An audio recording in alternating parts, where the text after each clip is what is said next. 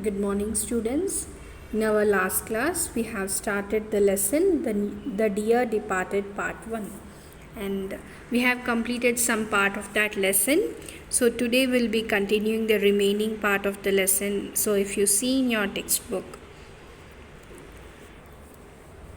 Henry, perhaps she's got her eye on the bureau as well. So in our last class we were discussing that Mrs. Slater want to take the bureau of her father as her father is dead.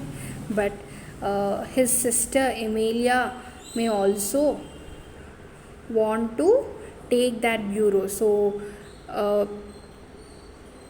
before that lady Amelia reaches the house, a Slater want to take that bureau from her father's room. So that till there we have seen. So see here Henry. What he was telling is perhaps she's got her eye on the bureau as well. So he's telling that even Amelia also has a eye. Means even she also want to take that bureau. Then Mrs. Slater said, she's got her eye on the bureau as well. Even Slater also telling that yes, she has got, means even she also have an opinion to take that bureau. Then Mrs. Slater, she's never been here since father bought it. If it was only down here instead of in his room, she'd never guess it wasn't our own.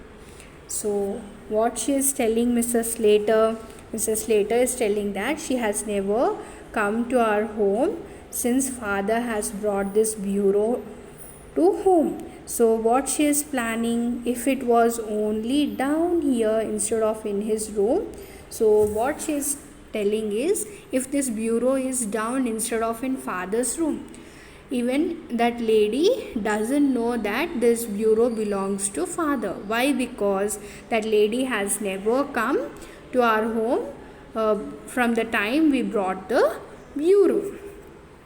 Then Henry, with a startled expression, he said, Amelia. Seeing Amelia, he is in a startled tone. He raises up and says, Amelia. Then Mrs. Slater, Henry, why shouldn't we bring that bureau down here now? We can do it before they come. Then what Mrs. Slater is telling to her husband is, why shouldn't we bring that bureau down? Means why don't we bring that bureau down from my father's room before Amelia has come?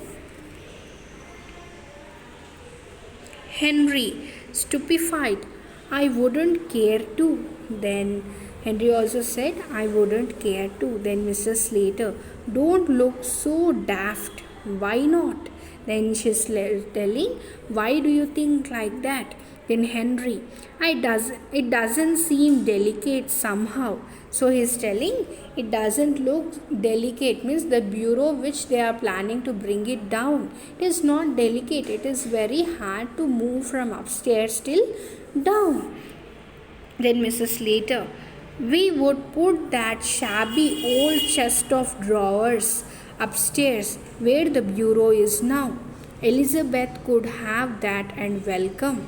I have always wanted to get rid of it. So what Mrs. Slater is telling, instead of this bureau, we will keep this shabby old chest of drawers upstairs. Means it is like a table which has drawers for storage. So she want to keep this. It is in the image also, you can see this one she want to keep in her father's room in the place of a bureau, and she want to take that bureau and keep it in downstairs. So what she is telling, if Elizabeth want to take this shabby old chest of drawers also, I am okay, because I wanted to get rid, means I don't want this table, I want to leave, means I want to get rid of this table. So if Amelia takes this table also, I don't have any problem. Then Henry, suppose they come when we are doing it. So what Henry is telling, if they may come, means if they come while we are shifting this bureau to the hall, means from that old man's room to downstairs. When they are moving that bureau from upstairs to downstairs, during that time, if Amelia comes, it was the doubt of Henry. Then Mrs. Slater, what did she say? I'll fasten the front door. Get your coat off, Henry. We'll change it. Then what Mrs. Slater is telling? I will fasten means I'll lock that front door and you remove your coat and we will change it fast. Then Mrs. Slater goes out to fasten the front door and Henry takes off his coat off and Mrs. Slater reappears. So she'll go and she'll lock the front door. By the time he removes his coat and he comes. He removes his coat and Slater also returns back. Mrs. Slater, I'll run up and move the chairs out of the way. Then Mrs. Slater was telling, I'll run up and I'll move the chairs from the way. Means she want to clear the path to bring that bureau down. Then Victoria appears, dressed crossing to her mother's instructions. And Victoria, what have you got your coat off for, father? Then Victoria is asking, why you have removed your coat, father? Then Henry, mother and I are going to bring grandfather's bureau down here. Then Henry was telling, I and your mother are going to bring the bureau of your grandfather down. Then Victoria, are you planning to pinch it? So Victoria is asking that, are you planning to stole those bureau? Then Henry, in a shocked way, is telling, no, my child, grandpa gave it to your mother before he did. Then he is telling, no, my dear child, this bureau your grandfather has given to your mother before he was dead. Then Victoria, this morning, then Victoria was asking, means this morning he has given this bureau to mother. Then Henry said, yes. Then Victoria, he was drunk this morning. Then Victoria was telling, maybe he might has drunk. Mrs. Slater appears carrying a handsome clock under her arm. By the time what happened? Mrs. Slater appears carrying a handsome clock under her arm. Then Mrs. Slater, I thought I'd fetch this down as well. She puts it on the mantelpiece.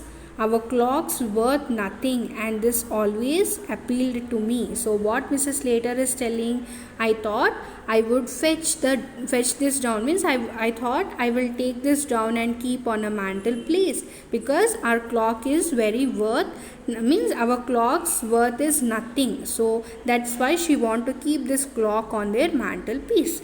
So Victoria, that's grandpa's clock. Then Victoria is telling, this clock is grandpa's clock. Then what Mrs. Slater is telling, be quiet, it's ours now. Come, Henry, lift your end. So what Slater is telling to Victoria, you be quiet, it's ours now. And she's telling Henry, come, lift your end. So I hope you have understood till here. We'll be continuing the remaining part of the lesson in our next session. Thank you. Have a good day.